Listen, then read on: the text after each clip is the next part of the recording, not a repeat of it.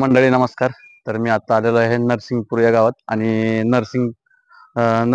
नरसिंह देवाच्या मंदिराजवळ. तर आपण आता आतमध्ये जाणार आहे दर्शनाला. दर्शन घेऊन आल्यानंतर जे इथले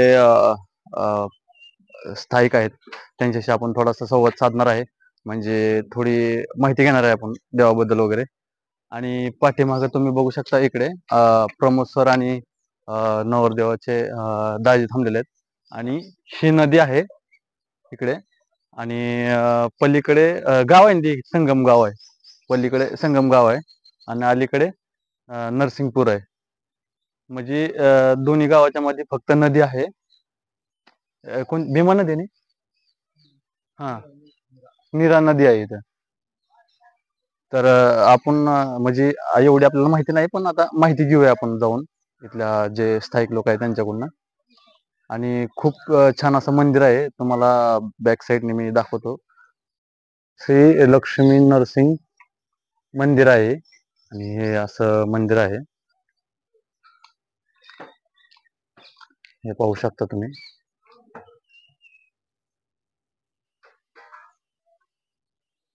आणि इथून जायला आतमध्ये आता इथून जायला आतमध्ये द्वार आहे समोर. तिथून आपण आतमध्ये जाणार आहे दर्शनासाठी. आणि इकडे ही नदी आहे.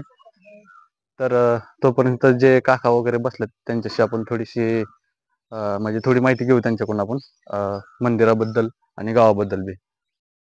तर म्हणजे मला थोडीशी तुमच्या गावाबद्दल माहिती पाहिजे आणि मंदिराबद्दल पण माहिती पाहिजे. तर मला माहिती सांगा, म्हणजे जे मंदिर. नरसिंहपूर हे गाव पुणे जिल्ह्याच्या शेवटच्या टोकाला आहे. आणि दोन नद्यांचा संगम आहे, नेरे बिवरेचा.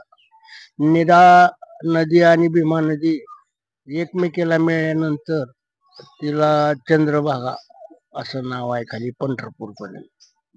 दोन नदीचं पाणी 1 किलोमीटर एकमेकीत मिसळत नाही. हा. आणि 3 तालुके 2 जिल्हे असं हे गाव आहे. आणि ह्या गावाचं महात्म्य मोठं आहे. एक लक्ष्मी मंदिर आहे. लक्ष्मी मंदिरावर कळस आहे. 12 महिने कळसातनं पाणी वाहतं. दुष्काळ पडू काय हो, पण ते कळस नेहमी ओला राहतो. असं 3 नद्याचं ह्या देवस्थानला हे आहे. गुपित नदी आहे एक. नदी आहे. आणि श्रावण महिन्यात महादेवाचं मंदिर आहे. तर तीच भाग्य असेल त्याला दिसत. त्याचं ती म्हणजे रेषा पडते की बाबा इथपर्यंत, असं भाग्यवान लोकांना कळतं. आणि नरसिंहपूर मोठं क्षेत्र आहे. तसं तर नरसिंगपूर मोठं क्षेत्र आहेच. आणि अलीकडे नरसिंगपूर आहे. हे असं म्हणजे दोन्ही गाव जवळ जवळ आहेत. मग वेगवेगळे एक नदी वळणल्यानंतर संगम आहे. आणि मग नंतर भीमा नदी पलीकडे वळून गेलं की शेवरे गाव आहे. ते महाराष्ट्र तालुक्यात आहे. आणि नरसिंहपूर हे इंदापूर तालुक्यात आहे. आणि शेवरे आणि नरसिंहपूर हे पुणे जिल्ह्यात आहे. हे 2 जिल्ह्याचं संगम आहे. तर 3 जिल्हे आहे असं एक क्षेत्र आहे. हे 12 नरसिंह जयंतीला मोठी यात्रा बसते. वैशाखी पौर्णिमेला जन्मकाळ असतो नरसिंह जयंतीला देवाचा. आणि वैशाखी पौर्णिमेला यात्रा छबिना बिबिना बसते. आता बघितलं गेलं तर मंदिर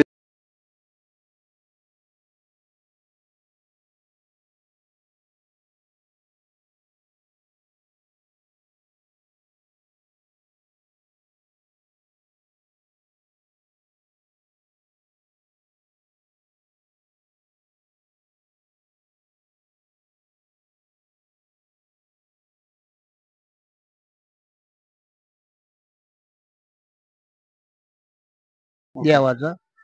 आणि वैशाखी पौर्णिमेला यात्रा छबिना बिबिना बसते. आता बघितलं गेलं तर मंदिर इथं म्हणजे नाही कसे येऊन बसले म्हणजे ते वाळूचं बेटाड होतं. त्या बेटाडावर देव आलते. तिथं मंदिर बांधलं. ते आता पुरातन काळ पेशव्यांच्या काळातलं आहे. हे काय आता काळातलं आहे ते. आज काय, आज कोणच सांगू शकत नाही कसा आला आणि काय झाला. आता नरसिंहाच्या मंदिराच्या आता जिथं देव बसलाय त्याच्या डाव्या बाजूला एक तरटी खाली देवाचा उगम झालता असं म्हणते ती. आणि त्या तरटी दगडाची मूर्ती आहे, साधी ओके. साधी मूर्ती आणि देवाची. धन्यवाद बाबा. तर बाबा थोडी म्हणजे आता तुमची नाही का तुम्ही इथलं?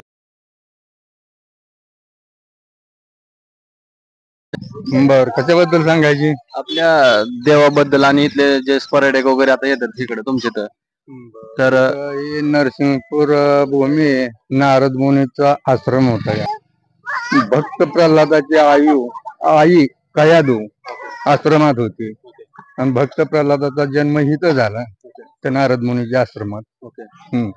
नारद मुनीच्या आश्रमात जन्म झाला. भक्त प्रल्हादानं तपश्चर्या केली आणि वाळूपासून मूर्ती बनवलेली आहे. तर आणखी आहे. ओके. हो. धन्यवाद काका. म्हणजे अजून थोडं तुमच्याकडून काहीतरी नवीन भेटलं मला माहिती. जगाचा मध्यबिंदू आहे नरसिंगपूर मध्ये. जगाचा मध्यबिंदू. जगाचा मध्यबिंदू. आणि आता ह्या नदीबद्दल पण ह्यांनी काकांनी माहिती दिली मला बऱ्यापैकी. हो. म्हणजे असं नवीन काय माहिती वगैरे भेटली? नवीन काय माहिती नाही आणखी एवढी.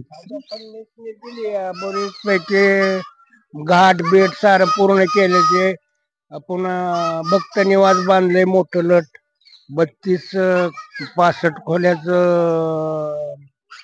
एसी रूम आहे त्या. हे व्यवस्था चांगली. पाणी धरण पिण्याचं पाणी धरणात आणले, उजनी धरणात. बरोबर. भेटून छान वाटलं तुमच्याशी आणि बोलून तुमच्याशी पण.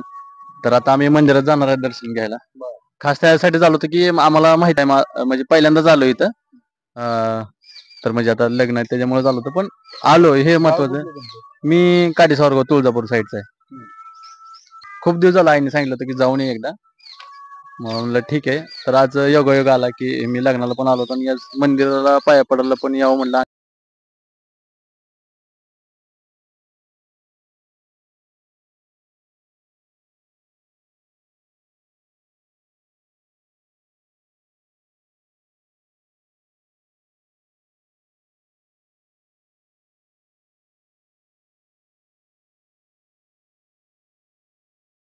आता आलोय आम्ही नदीजवळ. सर आणि मी अजून आम्ही दर्शनाला गेलेलो नाही. जाणार आहोत आणि थोडं म्हणलं इथला जवळ परिसरातला आस्वाद घ्यावा जरा. म्हणलं कसं आहे काय आहे. तर तुम्हाला दाखवतो मी. हे भीमा आणि नीरा नदी आहे जी पंढरपूरला जाऊन भेटते. त्याला चंद्रभागा म्हणतात असं त्या काकांनी सांगितलं तुम्हाला. तर खूप छान असं वातावरण आहे इथं. हे बघू शकता तुम्ही नदी तुम्हाला दाखवलेलीच आहे. आणि आता बॅक साईडनी म्हणजे आता तुम्हाला मागच्या बाजूने दाखवतो की बांधकाम याचं कसं आहे या मंदिराचं वगैरे. इतकं सुरेख बांधकाम आहे ह्याचं, म्हणजे खूप छान असं बांधकाम वगैरे मंदिर आहे मागच्या बाजूनी. आम्ही चाललोय आता मंदिरामध्ये दर्शनासाठी. तर जाऊया. हे सरांचे दाजी पण आलेले आहेत सोबत आता दर्शनासाठी. तर हे पाहू शकता आता मागच्या साईडला छान असे रांगोळी काढलेले इथं.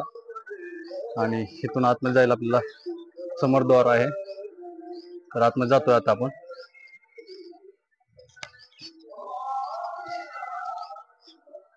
आता आम्ही आलेलो आहे दर्शन घेऊन. तर आता आम्ही बाहेर निघतोय. तर आता मी सायलेंट मध्ये काय काय व्हिडिओ टाकणार आहे, पण खूप छान असं मंदिर आहे.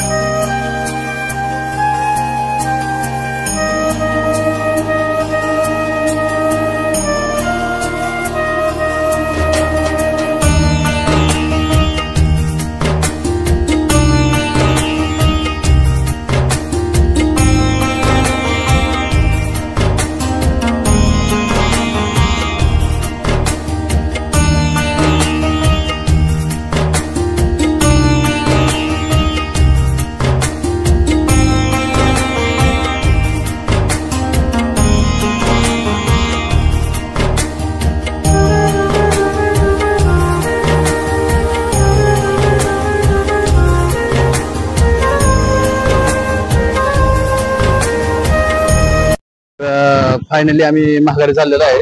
आमचं दर्शन वगैरे झालेलं आहे आणि खूप छान असं मंदिर आहे. शांत वातावरण आहे तिथं, बसण्यासाठी वगैरे सगळं आहे. आणि म्हणजे आता भाविक सगळे येत आहेत, कारण की आता त्यांचा काहीतरी बहुतेक यात्रा का जन्मोत्सव आहे काहीतरी नरसिंहदेवाची 11 तारखेला. तर त्यासाठी आता म्हणजे थोडे थोडे यज्ञ वगैरे आतमध्ये चालू होते आणि पूजा वगैरे चालू होते देवाची. तर आता आम्ही दर्शन वगैरे करून आता माघारी चाललेलो आहे.